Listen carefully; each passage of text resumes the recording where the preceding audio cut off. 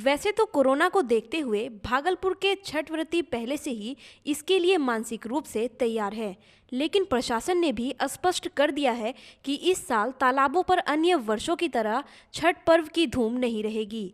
Corona काल को लेकर प्रशासन की ओर से अभी तक घाटों पर भीड़ कम करने के लिए कोई गाइडलाइंस तो जारी नहीं किया गया है, लेकिन डीएम प्रणव कुमार ने लोगों से अपने अपने घर पर छठ पर्व मनाने की अपील की है। डीएम ने कहा, बहुत आवश्यक होने पर ही व्रती घाटों पर छठ मनाने आए ताकि कोविड-19 के गाइडलाइंस का पालन किया जा सके।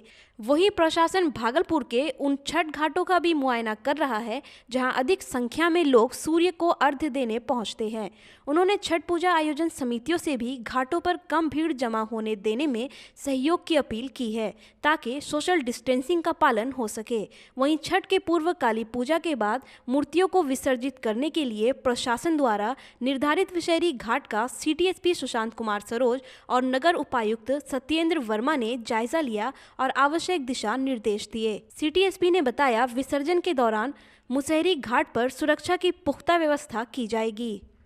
जैसा आप जानते हैं कि विगत साल भी एनजीटी के निर्देश के आलोक में काली पूजा का फिर दुर्गा प्रतिमा का भी यहीं पर विसर्जन कराया गया था। इस साल भी लोग यहीं विसर्जन कराए थे दुर्गा प्रतिमा का, और इस बार भी जो हम लोग काली जो पूजा ये है उसका मूर्ति का विसर्जन इसी तालाब में हम लोग करवाना सुनिश्चित करेंगे। उसके पहले ये तैयारी देखने आए थे कि सफाई अच्छे से हो जाए, उसकी गहराई है, उसकी बैरिकेडिंग है, अच्छे ढंग से हो जाए, कोई दिक्कत उस दिन नहीं हो। गोपालपुर थाना क्षेत्र के तीनटंगा दियारा में नौका दुर्घटना में लापता लोगों की खोज कर रहे बचाव दल को घटना के तीसरे दिन शनिवार को एक और महिला का शव मिला, जबकि 4 अन्य लोग अभी भी लापता है। बरामद महिला तीनटंगा दियारा के पप्पू यादव की पत्नी सीता देवी बताई जा रही है। उसका बेटा 11 वर्षीय रणवीर कुमार अपनी मां का शव देखते ही बदहवास हो गया, जबकि पप्पू यादव पत्नी का शव देखते ही फफक फफक कर रोने लगा। वहीं लापता गीता के भी परिजन घाट पर उसके लौटने की आस देख रहे हैं।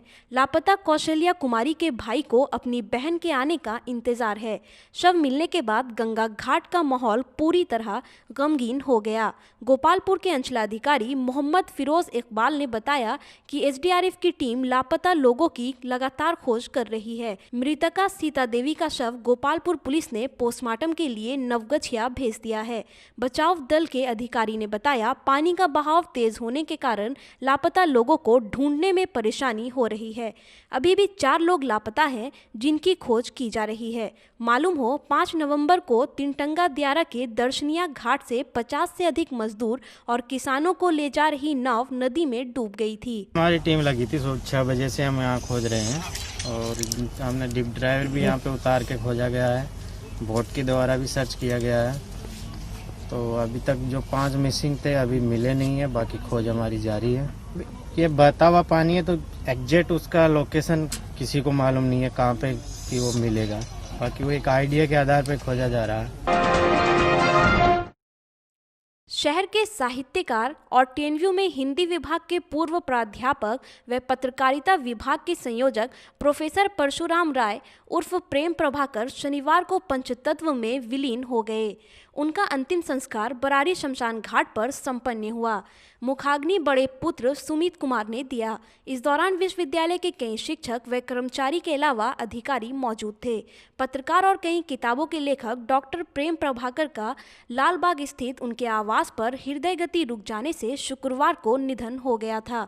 उनके निधन की खबर सुनते ही शहर के बुद्धिजीवी, समाजसेवी, साहित्यकार और पत्रकारों में शोक की लहर छा गई। 1958 में जगदीशपुर के मखना गांव में पैदा हुए श्री प्रभाकर का बचपन काफी संघर्षमय और अभावों में बीता। वे सामाजिक कार्यों के साथ साथ कई अखबारों से भी जुड़े रहे। इसके अलावा उन्होंने गंगा मुक्ति आंदोलन में भी अपनी महत्वपूर्ण भूमिका निभाई। शनिवार को उनके पुत्र ने बरारी गंगा घाट पर उन्हें मुखाग्नि दी।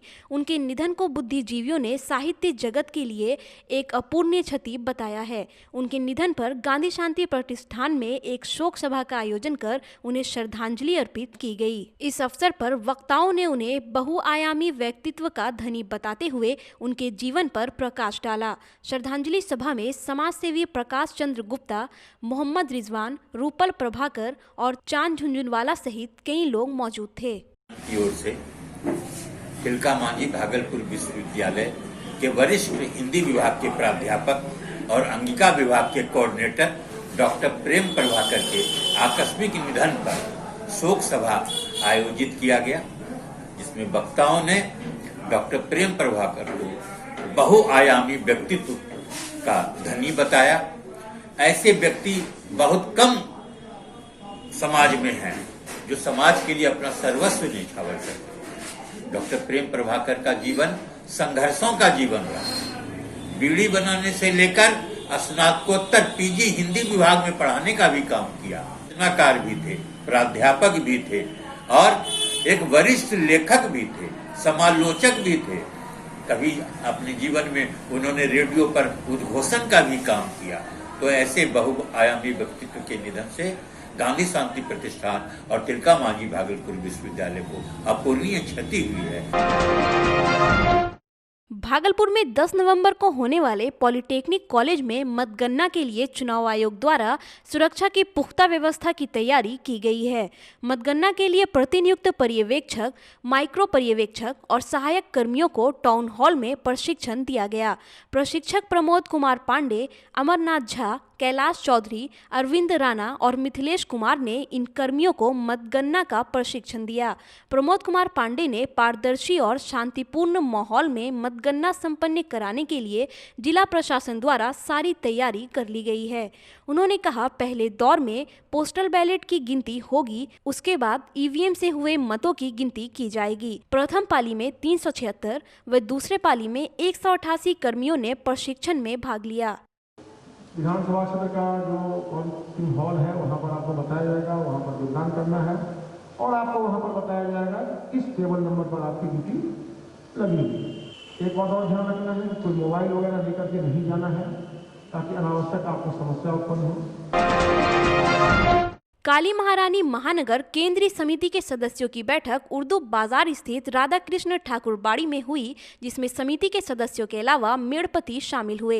बैठक की अध्यक्षता महासमिति के अध्यक्ष ब्रजेश शाह ने की।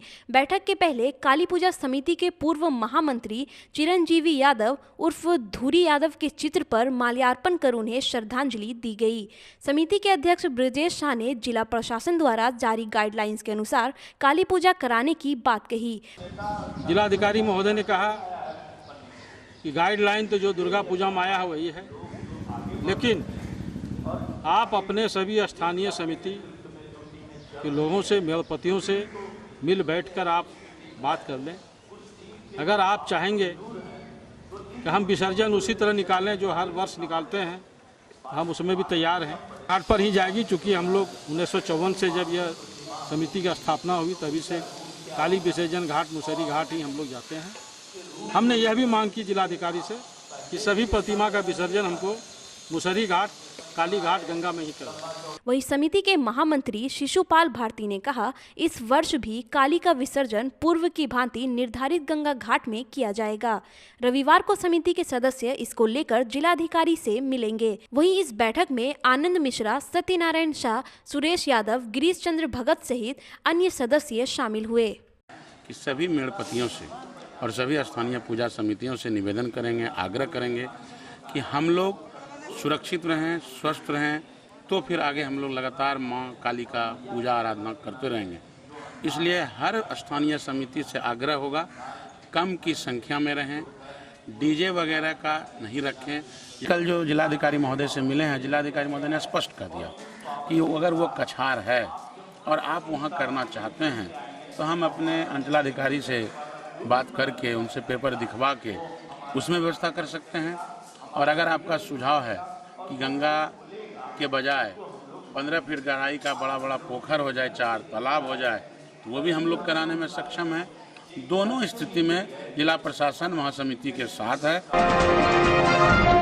लाजपत पार्क स्थित स्काउट एंड गाइड कार्यालय में शनिवार को स्थापना दिवस मनाया गया। मौके पर स्काउट एंड गाइड के पदाधिकारियों ने बच्चों के साथ देशभक्ति के गीत गाए और संस्था के कार्यकलापों की जानकारी दी।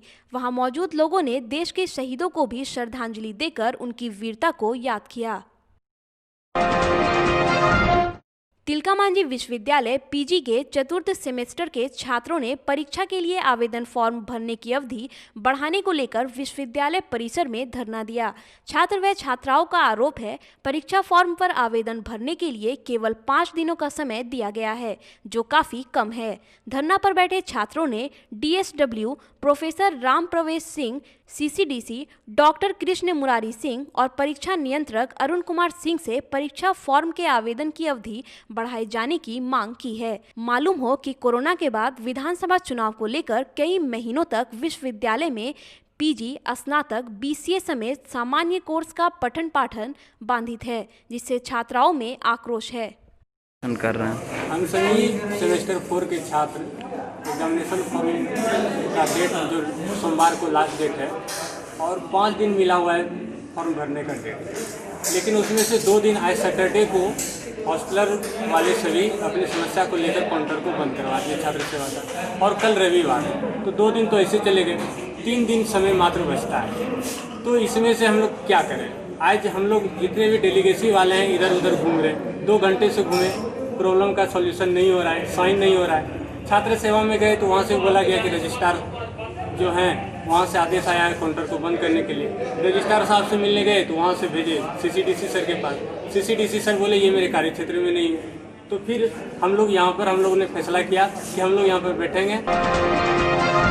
झारखंड साहिबगंज के प्रवीण यादव हत्याकांड मामले में 7 माह बाद पुलिस ने 6 आरोपियों को 4 देसी कट्टा, जिंदा कारतूस व खाली खोखा के साथ गिरफ्तार कर जेल भेज दिया है।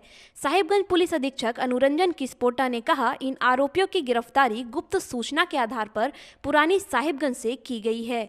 ये अपराधी किसी घटना को अंजाम देने के फिराक में थे कि सदर एसडीपीओ आशीष विजय कुजूर के नेतृत्व में गठित टीम ने उन्हें दबोच लिया। गिरफ्तार अपराधियों में पुरानी साहिबगंज निवासी मुक्तेश प्रताप उर्फ मनीष, संजीव कुमार यादव, मिथुन कुमार, राजकुमार ठाकुर, करण कुमार उर्फ मुकेश तांती व गुरुदेव शाह है। गिरफ्तार अभियुक्तों ने प्रवीण यादव की हत्या में अपनी संलिप्तता स्वीकार की है। पुलिस ने घटना में प्रयुक्त स्प्लेंडर बाइक व लूट की गई एक एलईडी टीवी भी बरामद किया है। पीरपैंती थाना क्षेत्र के प्रवीण यादव साहिबगंज के शमलापुर में पत्थर व्यवसायी थे, जिनकी अपराधियों ने पिछले वर्ष 16 अप्रैल को हत्या कर दी थी। हमारे टाउन सर्कल के इंस्पेक्टर को गुप्त सूचना मिली कि कुछ अपराधकर्मी पुरानी साहिबगंज पे एक बड़ी घटना को वारदात देने के लिए उपस्थित है। इस सूचना पे तत्काल हमारे एसडीपीओ के नेतृत्व में टीम गठित की गई और पुरानी साहिबगंज थाना क्षेत्र में छापामारी की गई, जहाँ से मुक्तेश प्रताप, संजीव कुमार, मिथुन कुमार, राजकुमार और करण तांती की गिरफ्तारी हुई और तलाशी लेने पर वहाँ अवैध अग्निरास्त्र, जिंदा गोली, खाली खोखा को कागजात और ये जो हथियार पड़े हैं काटने के, ये बरामद किए गए।